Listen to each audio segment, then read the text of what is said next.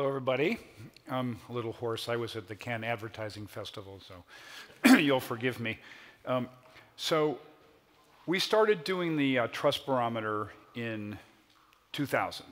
And the reason we did this is the battle in Seattle. You may remember, some of you, that the World Trade Organization was having a meeting and the civil society stormed the meeting. And we wanted to understand, how credible were these people and how important was this issue. And so the first big finding in the trust barometer was that NGOs were the most trusted institution ahead of business, ahead of government, ahead of media. Then the second big finding that happened somehow around 2006 was the dispersion of authority, that a person like yourself, friend, family, was more important and more credible than the CEO, leader of a government. And so it meant that communication was more credible horizontally than vertically. Instead of from the top down, as Moses did it, here to there, it was person to person. The third big finding, which took a while after the Great Recession, was the mass class divide. That, in fact, the elites in the world had a very different view of trusted institutions than the mass population. And so we started to see in 2012 a gap like this in the US, the UK, France, in places where there was big disparity in income between wealthy and not. Also countries that had been touched deeply by the Great Recession. And our explanation for why it took 3 or 4 years is people basically believed it was going to go back as it was, and it never did, meaning that the disparity got bigger, and no one was punished for the recession. Nobody from the financial sector went to jail, any of this. So, and in my country, 13 million people lost their homes, and people didn't get that. Then the fourth thing that we started to observe was that fears were starting to overwhelm any confidence in innovation. So that by 2015, 2016, we were seeing by 2 to 1 that people were afraid of the pace of innovation. They had processed that, in fact, they had a higher likelihood of being downwardly economically mobile, as opposed to having a better future. And so, and then the last thing that we have observed is the battle for truth, which is why you're all here today. And this is the most deadly of all, because we don't any longer have common facts, and therefore you don't have rational discourse. And as I prepared for this talk, our data shows that 67% of Germans do not any longer read, watch, or participate with mainstream media. I repeat that number. It's the highest in the world. 67% of Germans get their information otherwise, which means through social. And yet, trust in social in Germany is at 25%. So you say this is a complete illogic, and I'll try my best to explain this. There's a reliance on social despite a recognition of its shortcomings.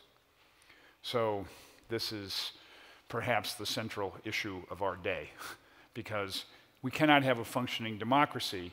In fact, 2/3 people say, and I'll show you this, 2/3 of people say, I can no longer judge whether or not an elected official is doing a good job.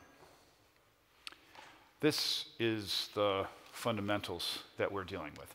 So I've tried to lay out the 18 years, now I'm going to sort of go to the data. So we talked to 2 sets of people. I'm sorry to do this in slides, but I think you can ask me a lot of questions. You can interrupt me, whatever you want. But we do this every year for Davos. We're in the field October and November. We talk to so-called informed elites who are college plus, 75K plus income, 3 or 4 media a day. So that's one group, and then there's everybody else. There's mass population. And so that's the methodology. And we do it in 28 countries. And this tells you more or less what we found each year, and reflecting, for example, the long scale, the long trends of the 4 institutions we follow, which are business, media, government, and NGOs. is that NGOs have been the highest trusted institution. Business is the most kind of mobile, ups and downs, tending to track with economics, meaning if the economy is going well, trust in business is high. Also, government was ascendant and then descendant, meaning great bailing out from the recession, and then a deep slide. And then media has been like an airplane running out of fuel. It continues for a while, and then this year was moving to the least trusted institution in the world, media. So there we are. So more or less, it is now business and NGOs up here, government, media down here. And that's where we are. So this gives you the slide. It tells you across 28 countries that there is a gap between elites and mass. More or less, the mass population is more skeptical by about 10 points consistently around the world. It also tells you that, again, the business and NGOs are grouped, but business actually passed NGOs this year for the first time. So in more than half the countries, business is more trusted than civil society. I think for those of you who represent NGOs, what's happened is there's been great trust in you and a lack of perceived delivery, perhaps excessive expectation, and therefore non-delivery on Zika or some of these other issues, and perhaps unrealistic. They sort of look to you as the saviors and you didn't save them, and so therefore we're skeptical of you, like this. So I want you to understand that this green bubble is the countries below 50% in trust. And it's 2/3 of the countries of the world, and some countries here would surprise you. So historically, Western Europe's been skeptical. It's been the kind of most skeptical part of the world. But there are countries in here where the population has felt aggravated and disappointed by events. So for example, Japan, after Fukushima, the country's never recovered in terms of trust because the government lied to them. That's their perception, and media failed them.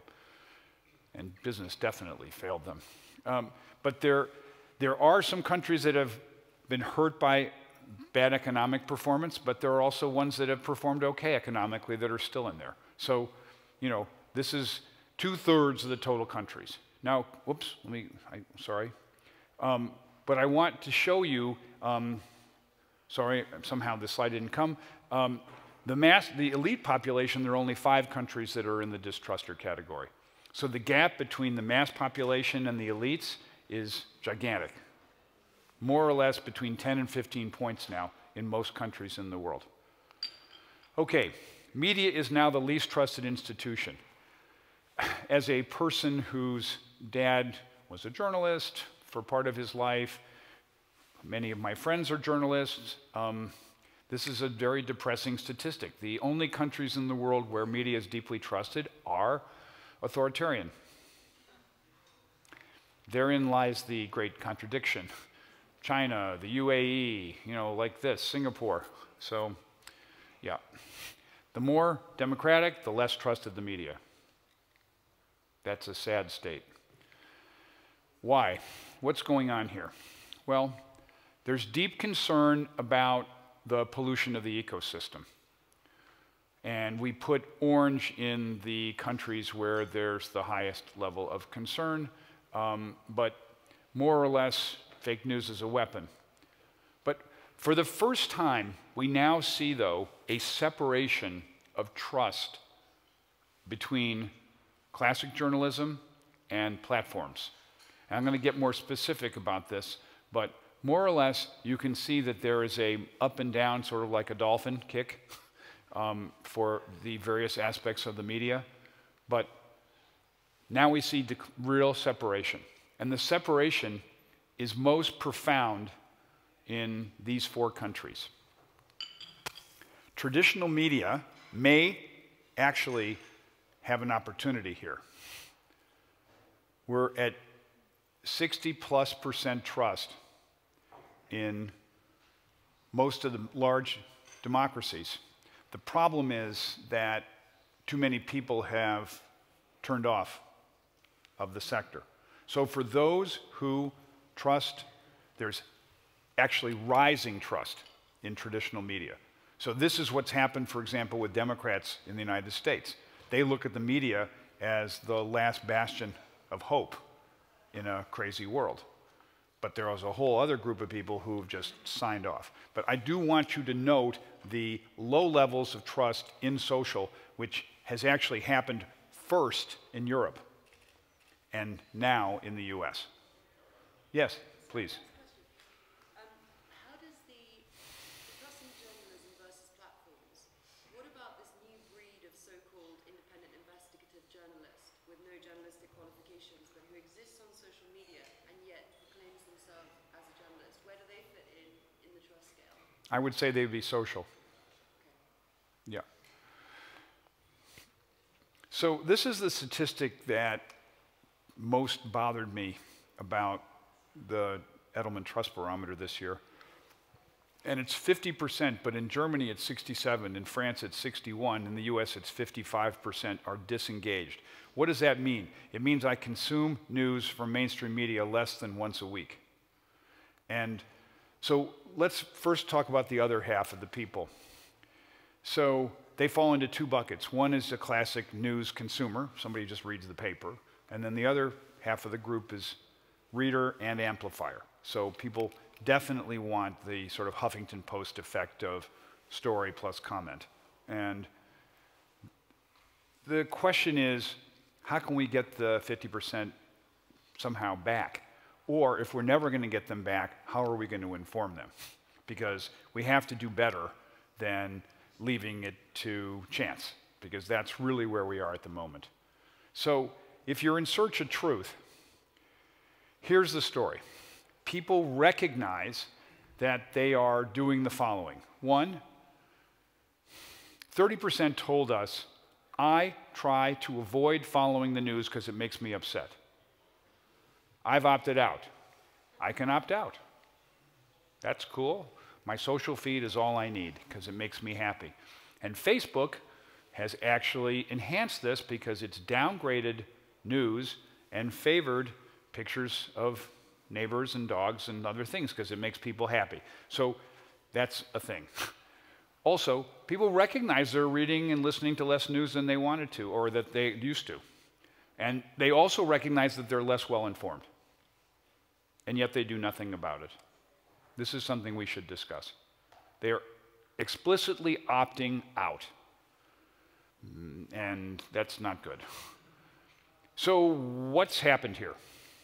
For you journalists, you need to know 2/3 say that you're more concerned about attracting a big audience than factual reporting, that you sacrifice accuracy to be first to break a piece, and lastly, that you're ideological, that you support an ideology. So what are they saying? We're mad as hell, and we're not going to read you anymore because you're biased, you're politicized, you somehow are a flyover. This is an American term, but you know, you're East Coast or West Coast. You don't pay attention to the folks in the middle. So, yeah. They also recognize the problem of the ecosystem. 2/3 tell us, I can't tell good journalism from rumor. It's really harder for me to tell whether this is a story that's produced by a mainstream organization, particularly if it's in their social feed and it gets recommended by a friend. And by the way, fake news is shared 6 times more frequently than appropriately produced news. 6 times. This is from MIT's study just about a month ago. These are the issues for media about failing to meet expectations. You know, your performance score is not very high even on things that traditionally you have. So it's only 50% on educating people on important issues. Look at the low numbers for things like guarding information quality or protecting our country's values. And by the way, this is an aggregate, right? I can give you scores by each country. But more or less, this is representative of the ecosystem. 1/3 of people think that you safeguard privacy. In other words, you fall into the problem of data and data privacy. Now, this is the payoff slide for Fred Kemp, which is more or less, I'm no longer sure who to trust and what is true. I can't tell you which politicians to trust. I can't tell you which businesses to trust. So again, people are aware of the impact of them opting out, and yet they're doing nothing about it. So this is a problem. Now, today, I'm also going to show you how profoundly misbehavior affects reputation and image of a country. Most of you are German. Some of you are German. 2/3 of you are German. 1/4 of you are German. 5% of you are German. Some number of you are German. Okay, well, I thought it would be more Germans. Okay, well, I'll go quickly. But when you want to see what... 1/3. Okay, fine. So more or less, we've just come out of the field with this about 2 minutes ago. We finished this last week. And for you Germans, you need to understand the impact of Dieselgate in particular. So for the last 18 years, every year we ask what country headquarters confers the most trust onto its brands. So it's always been, Germany at the top. It's sort of like watching World Cup soccer, Brand Germany is the best, consistently, and it's across the world. Well, guess what's happened? In the last few years, the consistent hits, so there was no impact from Siemens and the bribery. There was almost no impact from Deutsche Bank and its problems on mortgages. However, Dieselgate, it's another thing. Why? Because it defines your country. Cars equals Germany. And the consistent and repetitive, okay, it was Volkswagen, now it's Audi, now it's BMW. Well, who isn't it? Everybody. So watch how German trust has gone down. And it's trust in the automotive sector, but its most profound drop is in Germany. We've never seen in a 3 or 4 year period a drop like this for any sector, even the financial services sector. This is massive drop. So it went from 60-something. It was the leading institution, industry trust in Germany, to 35 to just about the lowest. So the hometown crowd is the most angry at the car industry. And also, take a look at the awareness of the emissions cheating scandal in the core markets for German cars at the high end. So US, some, but Germany very high, France very high, UK very high, much less so in the developing markets. Compare those numbers to the banks evading taxes, manipulating interest rates, the Deutsche Bank story. Much less awareness. It's a car problem. So specifically, what did people say to us? Well, they think that German companies actually have very poor internal controls and policies that prevent corruption. This is fairly depressing. On top of that, basically they think that German companies lack ethical business practices and lack transparency. It doesn't get worse than this. This looks like what was said about American financial institutions in 2009. In fact, it's also causing countries to question Germany's role on the world stage. Is Germany a good country for world peace and economic stability? So, sort of. Maybe this has a little bit of Merkel part. Yeah. Clarifying question. Is Please. What Germans say about Germany? No, take a look. It's what Germans say about Germany, but it's also what others say about Germany. So, okay, I had a little deviation here because I wanted to entertain you Germans, but since it's only 1/3, I'll go quickly. You have your soccer match at 6 o'clock, so, right. Anyway, so I wanted to particularly talk to you about the media sector and getting your mojo back, because it seems to me in the battle for truth, it's partly to increase the quality of what's in the social feed, but it's also partly to get people to go back to mainstream. What is it that people told us that they want? Well, They want you to be rigorous, clear, and accessible. And so the transparency is partly about how you present the information, but also how you produce the information, so that there's some sense of, okay, we can believe that these people are objective as opposed to, otherwise. Also, take a look at this, because what matters here is the interesting flip back to voices of authority. This is new. Remember I told you that the communication was horizontal, that was peer-to-peer. It's the first year in the world since 2009 that we've seen a decline in a person like yourself. And in some countries it was 10 or 15 points drop. This is an average over 28. Who are people listening to? Technical experts, academics, even the woeful CEOs, because they seem to have credentials. Inasmuch as you are journalists and you have a voice, you need to really buff up the idea of you being authority. There's no longer the Michael Gove comment of, who needs experts anymore? His lovely comment during the Brexit debate. I also want to underline the importance of amplifiers. It is good that you say it. It's even better if others repeat it and take it and talk about it themselves. You can no longer assume that you're a sole source. You are a contributor to the conversation, and you need to have the amplifiers come out and do more. Also, specifically, I just made a presentation at the Cannes Advertising Festival, and the key thought about this is low trust in social, low belief that platforms will actually fix themselves. Who's responsible for fixing it? Brands.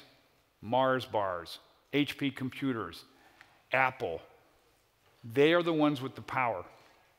They're the ones who should fix hate speech, fix harmful content, make sure that the platforms come along. And if they don't, the consumer is not going to get off of social media. The consumer is going to boycott brands. So I thought that was an interesting passing of the ball to the business sector, because media will not fix itself.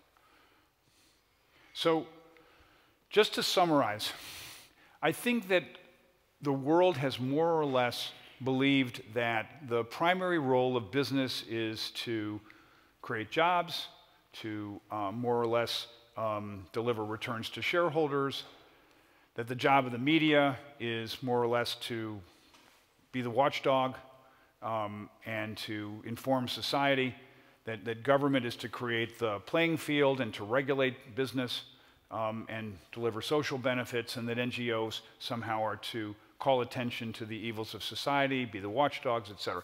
So I actually now believe that these boxes are incorrect, that there needs to be a bigger effort to go into areas which historically have not been the purview of the sector. So let me just focus on business for a moment. I actually think that business has a better chance of making change in labor practices than government, because they're the ones employing people. And I heard Paul Pullman last night from Unilever talk about sustainability and what Unilever's done and what's possible. That's going to be much more effective in changing than just waiting for government. So business to act in a pro-social way. Media, I definitely believe that you should have a more advocacy role, not simply report on the facts, because there are issues that need clarity, and that your job is, at the same time, though, to educate and inform, to have the both sides. Even if you're a right-wing publication, you have some responsibility to be in a debate, and so that people can see the facts. I think government actually has to do a bigger job of driving economic prosperity, of not just sit back. So for instance, there are 3 million Americans who drive trucks.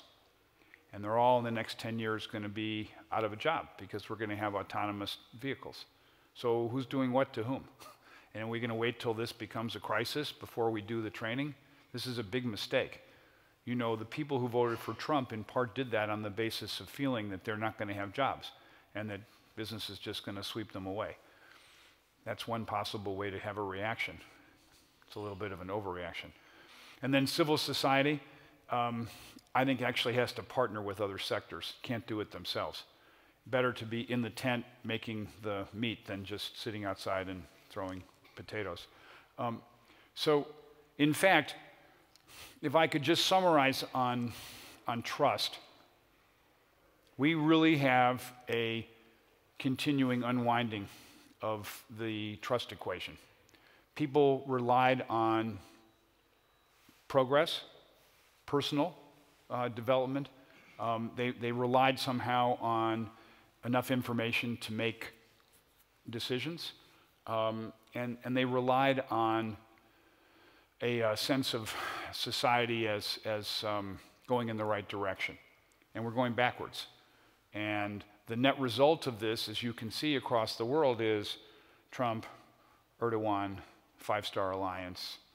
Macron is another, but it's another way, it's a more constructive way of change, Brexit. And these forces are not limited to the West. We see this now in Brazil, which is a function of corruption. We see this with Obrador about to be elected in Mexico. So my sense is that we're really at a point here, particularly around the battle for truth, and that we have to find a better way to inform the public. Because without that, we are not going to have rational. We're going to have fear-based decisions. And I hope that all of you play your role in making this battle for truth something around your number one commitment. So with that as a hugely inspiring and uplifting scene setter, do we have questions, debates, anything you want to add, subtract, or multiply or divide? What we're going to do is we're going to turn it over to the most trusted source at this conference, which is our app. And we have a few questions that were submitted while you were talking Sure. about the slides. The first of which is, what is the single event in the last decade that led to the biggest decreased in trust, in your view? Well, I can do it by country or I can do it by global. But by country, Fukushima, Japan went from the 4th most trusting country in the world to number 28 and has stayed 27, Russia below. So it can be an event. And the second is the Great Recession, which really people lost centerpiece parts of their lives, and belief in the system. And the next one is, how did you choose which countries to measure trust in? The global trust barometer it's truly global. So how do you choose which countries to focus on, and could you explain a little bit more about the methodology that you use? So we're very underrepresented in Africa. We have one country in Africa. Well, it's where Edelman has offices, to be frank. But it somewhat reflects GNP. So the larger GNP countries. And they tend to orient to the northern part of the world as opposed to the southern. That's the weakness of it, but the advantage of it is consistency. And I think one of the last, this will be the last question. Sure. But for this group, one of the most interesting findings in the barometer is the fact that trust in traditional media seems to be going up and trust in social media seems to be going down. But more people are consuming traditional media on social media. So how do we kind of measure and understand that, those two directionals?